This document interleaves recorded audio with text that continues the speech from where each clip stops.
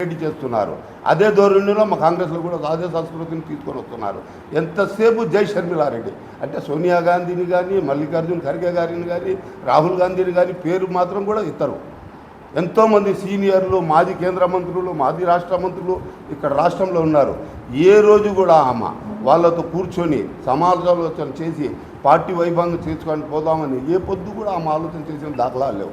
పైగా మేము ఎన్ని తూర్లు ఆమెను అభ్యర్థించినా పెరుచూన పెట్టేస్తూ ఉంది. ఆమె అందుబాటులోకి రాదు. ఏదో ఆమె చుట్టా చూపున మాదిగా ఎప్పుడో తెలంగాణ నుంచి, హైదరాబాద్ నుంచి విజయవాడకు వస్తారు. ఏదో ఒక కార్యక్రమం, అర కార్యక్రమం పెట్టుకుంటారు. దానికి కూడా తన ప్రైవేటు సైన్యాన్ని, వాళ్ళు బౌన్సర్లను, సెక్యూరిటీ వాళ్ళను అడ్డం పెట్టుకొని సామాన్య కార్యకర్తలకు కాదు పెద్ద పెద్ద నాయకులు కూడా అందుబాటులో లేకుండా తోసుకుంటూ జనాన్ని బుల్డోస్ చేసుకుంటూ తిరగడం ఎంతవరకు సమంజసం? ఇట్లయితే పార్టీ మనం ప్రజల్లోకి వెళ్తాం? ప్రజా సమస్యల మీద ఎప్పుడు మాట్లాడతాం? ప్రజా సమస్యలను ఆమె చెవుల్లో ఎప్పుడు వేస్తాం? ఆ పరిస్థితులు కల్పించడం లేదు. కాబట్టి